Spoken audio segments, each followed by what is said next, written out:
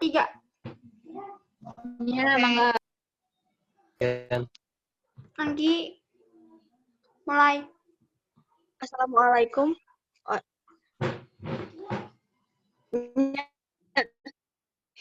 Assalamualaikum warahmatullahi wabarakatuh. We are from the first group going to present about the further dimensions and devices of the movie Titanic by James Cameron. First, let me introduce our group. The first is Raden Utari Maharani. Second is Zafira Giasdianisa, and then Syahla Arnelia. And the next, me, Anggi Melanti Rosdiani as the moderator. And then for the last is Gesha Lailatul Fauzia. Let's begin.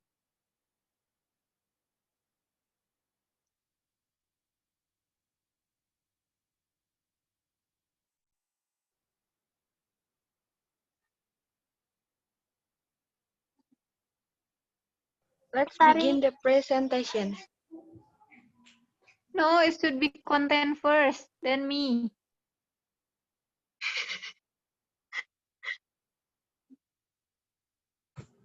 Yeah, go. The first is Utari that will be deliver tone and mood. For Utari, time is yours. Okay, thank you for the moderator for allowing me to present the first material. Today I would like to present the first material, which is tone and mood. The tone and the mood in this movie is, the first one is tone. The tone is sentimental, which is lead to the mood of this movie, which is romantic, melodramatic, epic, tragic, thrilling. For the details of the tone and the mood in this movie, you can see in the screen. The enjoyment of this film is greatly enhanced by the atmosphere and mood that is created by the action that we see depict as we meet the various passengers on this supposedly unsinkable ship and understand the various dreams, hopes, and situations that they face. The second one is the way Titanic set the mood for the whole film. It starts with the deep dive to the real wreck of Titanic. It set that eerie and mysterious feeling in my mind, and I just want to see what would happen next. Next slide. When Jack and Rose come into the picture, James Cameron, which is the director, did a great job at showing the differences in their world. Rose lived in a high-class, narrow world who seemed to only recognize people that have a lot of money. On the other hand, Jack's life on the edge day by day. He takes life as it comes at him.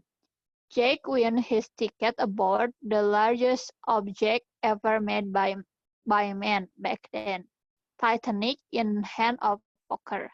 A very lucky hand. But Rose takes her ticket for granted. She sees Titanic as a slave ship, taking her back to America in chains. The way that the director has their worlds collide made us realize just how much Rose needs Jack in her life to save her from her mother and her fiance. Rose was trapped in a world where she felt like she was screaming in the middle of a crowded room and no one even looks up. And also, the director did an awesome job at making us feel the compassion for Rose for her rich but miserable life. It just made us realize that money is not everything at all. And at the ending part of this movie, once the ship hit the iceberg on the starboard side, everything settled in. After going through the few great days that Jack and Rose had together, we realized that their togetherness is going to be jeopardized. Their love, although, will never ever end. This is the details which convey the mood and the tone which is dramatic and romantic and so on. That's all for me. Thank you. Thank you for the first speaker. Let's continue to the second speaker, Zafira, that will deliver symbolism and allegory. For Zafira, time is yours. Okay, thanks to moderator, and I will explain the symbolism and allegory. The first is heart of the ocean, symbol. The heart of the ocean is a symbol of Rose's heart and her love for Jack. As conveyed by her line, a woman's heart is a deep ocean of secrets. For Rose, the diamond's value is not determined by magnificent size, but rather by the context and meaning it holds for her as a memento of her time with Jack. And the second is Titanic symbol. The Titanic, as a spectacular feat of shipbuilding, is a symbol of human pride and modernity. Next slide. And then Romeo and Juliet, it is allegory. James Cameron initially pitched the film as Romeo and Juliet on the Titanic. Instead of staging a rivalry between two warring families, as was the case in Shakespeare's play, Cameron instead renders a star-crossed romance between an aristocratic girl and a penniless boy. The passionate intensity with which Jack and Rose fall in love, as well as the staggering obstacles that prevent film into an allegorical retelling of Romeo and Juliet. The undying intensity of their romance is best summed up by the line, "You jump, I jump," right? Uttered by both Jack and Rose at various points in the film. Next slide. And then the ice break, the symbol. The ice break is a symbol of sound that represents something that is going to happen. And then the band symbol. The band continuing the play while the ship sinks is a powerful symbol that conveys the resilience of the human spirit in the face of certain tragedy. And next is shipwreck symbol. After opening with sepia-toned glimpse of the Titanic departing from Southampton, the film shifts to footage of the actual wreckage that now lies at the bottom of the North Atlantic. The shipwreck symbolizes the passage of the time, the loss of life, and the receding of the event from the public's eye. And that's all from me. Thank you. You're welcome. Let's continue to the third point. It is dramatic irony that will be delivered, that will be explained by Shahla Arnelia. For Shahla, time is yours.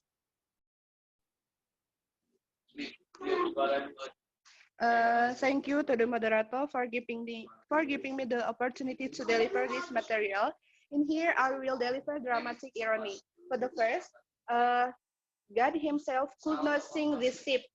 This line spoken by Cole Hockley is an example of dramatic irony because the audience knows that the Titanic will strike an iceberg and sink during its maiden voyage. And the second, we are the lucky sons of beaches in the verge. You know that? This line spoken by Jack Dawson is another example of dramatic irony because the audience knows that Jack's seemingly lucky break is actually an extraordinarily unlucky development that has consigned him to a doomed vessel.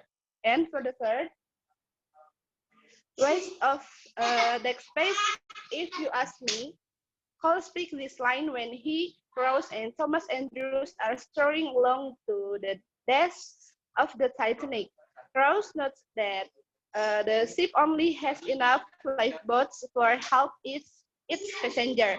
The line is ironic because the audience knows that all of the lifeboats will be necessary to save the ship's passengers, most of whom will perish in the disaster. Next slide. And for the last, sleep soundly young Rose.